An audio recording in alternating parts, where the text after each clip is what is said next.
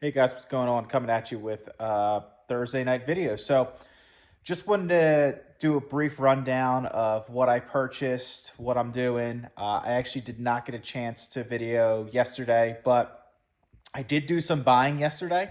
If you do follow my X page, it's just my name. You can follow me there.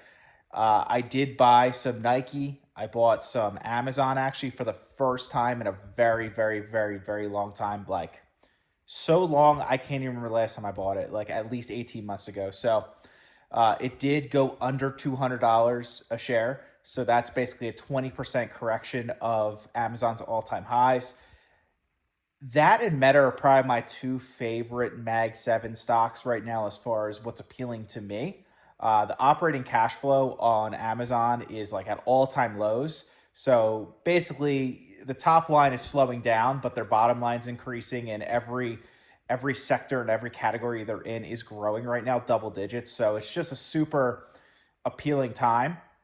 So if you're looking at building like a core position, a core portfolio stock in your account, if you don't follow me or just started following me, I do appreciate the 5 subs I got yesterday. So trying to get to 1,000 subs by the end of the year, it should be doable. I think I need like 40 more subs to do that. So if you guys can pull that off, that's great for me. But yeah, anyway, so if you're one of those 5 subs or newer, I am a long-term investor, so I do hold 22 stocks. Really want to get under 20, but I have two hedges, so I guess that is 20 if you look at it that way. So, anyways, if you're newer to investing or you're curious about this correction right now and the market's freaking out and you're trying to get some input, Amazon is a great core position in my opinion.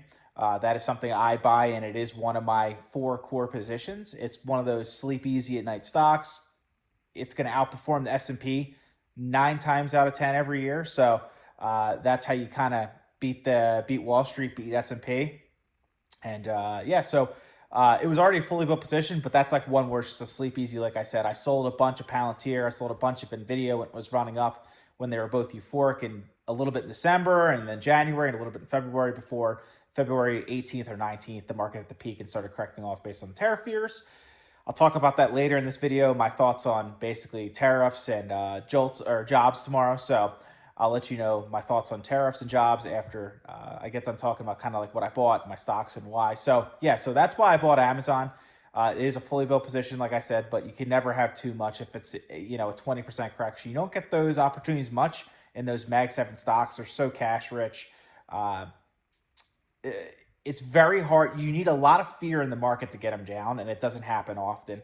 Right now, if you look at the fear greed index, we are in extreme fear. That doesn't happen often. And when you're in extreme fear, it's usually very quick.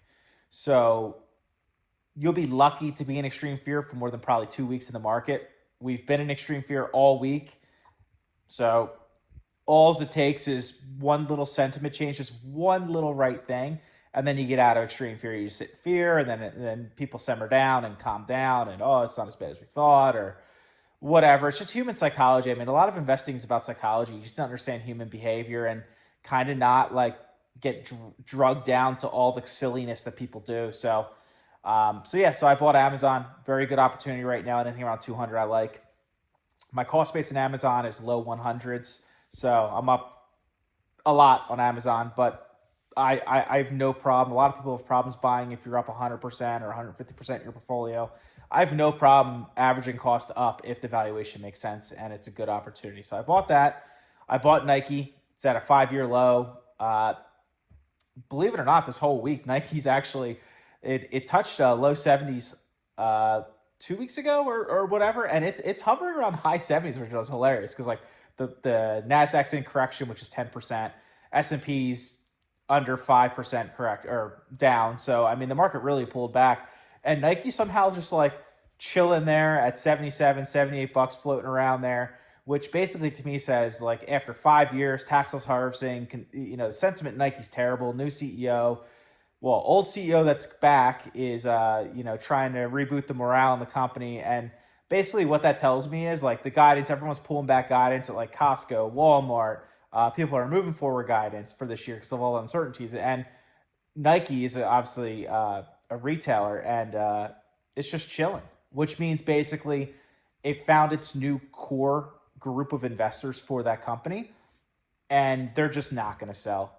That's kind of where I'm at. So I bought that because basically in my head I was like, all right, well, my position's basically fully built at this point.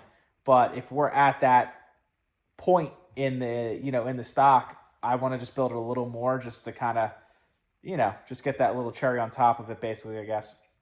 Uh, Celsius, I did actually start a position, I don't know, maybe 6 months ago ish. I'm currently working on building it to just be a bigger position. It will never be a core position, but I'll keep it as like just a growth play. I mean, I really like the setup it has right now. The valuation is very appealing. It's a $5-6 billion market cap.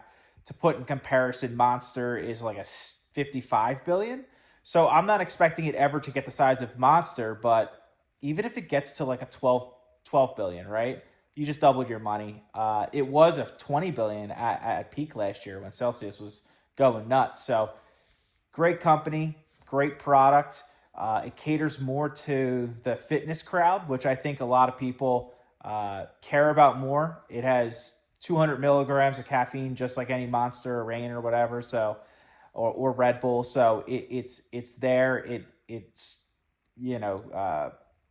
apparently it's healthier. And I like the branding. I like that their slogans live fit. So it's kind of neat. Where if you look at like Monster, Red Bull, it's like Energy, Monster, or it has some gimmick where it looks like you're just like a person that just needs all the energy in the world to like crawl up walls. Where like I feel like the angle Celsius is taking is basically like, oh, this is a little more like classy, not as obnoxious. It's catering to a different market, I guess. So it is still an energy drink, but it's catering to a different demographic, maybe a little more towards like the females. So I like it. I think it's a really cool play. And something I'm interested in, which I'm building. So I bought that. What else did I buy? I did buy some AMD. That position's basically fully built for me at this point. I bought that right when Nvidia had tough comps. So I built out Nvidia in 2022. My cost base is $13. I did take about 25-30% of my total shares at 150, 145-ish. And then with that, I actually rotated most of that into AMD. But I'm chipping at it because it's at sub 100 is just ridiculous. Like, I thought buying it at 150 was a good deal. It's set up so good for the next couple of quarters and years. Lisa Su's got that company dialed in. So I really think right now, just with the tariff talk and all of the distractions and people freaking out and all these trade wars and the Ukraine drama, this is like the best time. It's crazy. Like, everybody wants to buy when things are at all-time highs, and it always happens. You have to learn to be patient. I had 35% cash. Now I have about 27%. So I did deploy a lot this week, obviously. But you have to remember, like, you kind of want to have a contrarian view, because when everyone's doing it, the deals aren't as appealing. And people that buy, let's just say you're buying AMD at 140. Well, if it's $100, you're getting it 50% off, basically. You should be taking advantage of that and buying it. So just keep that in mind. You don't let headlines and don't let the drama affect your investing. Just take the emotions out. Look at the fundamentals. If it's a good company, it makes sense. You should just keep your head down and keep buying as much as you possibly can. So that's kind of what I do. So yeah, I bought those 4. I do think, and I did buy a little bit more ELF too. That's a very small position of mine. I actually owned that way back in 2019 when it was like $6. Really salty. Didn't see what it was going to do. I didn't really understand it. They weren't profitable actually when I bought them back then. And I sold out around $18. So I sold out at 250%. Big mistake. Regret that. Didn't see it coming though. They have a way clearer path. They have massive profitability, good market share in the big box stores, super high margins, cater to, especially in like tougher times, like people downgrade their makeups to more affordable ones. So ELF is basically recession proof in my eyes, because like females are going to buy their makeup and they're going to maybe move to a different brand, and ELF's a perfect one for that. So that's my thought on my stocks. I'm already at 9, almost 10 minutes, so I'm going to speed it up here. So tariffs, I really just think they're a negotiation tool. I don't know when they're going to end, but I do know the administration definitely cares about the market, even though they're saying they're not right now, that he absolutely does. he gauges his success based on the market. So I think that's all a bunch of BS. He's just posturing, trying to get his way, negotiating a deal, and he's going to really twist people's arms. That's just what he does. Like it or hate it, it's how he rolls. So that's fine. Take it how you want. But if you're investing, which is, this channel is about investing, don't let it distract you. Just keep your head down. Keep dollar cost averaging in. Put as much in as you possibly can that you feel comfortable. Always have a cash reserve. We'll blow through this. I bet you by Memorial Day weekend or in a couple months, maybe even a couple weeks, you could just say, "Oh, yep, we got rid of the fentanyl, and we're good. We're good. We're not going to raise tariffs anymore." And then the market's going to completely explode.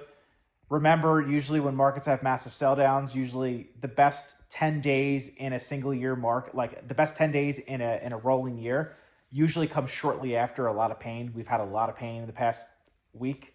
So I wouldn't be shocked if you get one of those like announcements and then the market just explodes up and that's why you don't trade. That's why you don't short-term invest or wait, because if you miss those days, if you miss even a couple of those days, your returns in a year are so minimal, you don't beat the S&P, then you think it's a scam. So don't do that.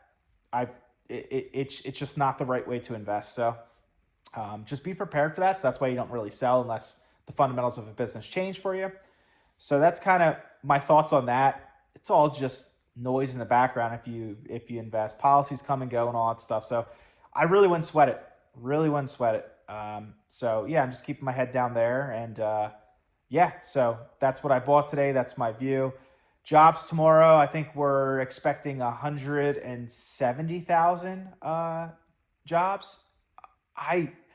I'm torn. I don't even know if the market wants less or more. Less people would freak out. A lot more people would freak out too, because that means we're still too strong. And I really think in line would be best in this case, because then it looks like at least they know what they're doing and they have an anchor on it. And I guess that's what it is. But if the market sells off more, I'm ready to buy. I'll make a video if I buy tomorrow. If the market booms up, I'll give you my thoughts and kind of the sentiment. But right now it's kind of just the market's real and easy. Always a good time to buy. And that's my thoughts. So if you like this video, make sure you subscribe. I will update you tomorrow with my thoughts on tomorrow's news and if any stocks I buy and why. Like I said, trying to get to 1,000 subs. So if you're not subbed, hit the like button, sub, and it's much appreciated. Till tomorrow, peace.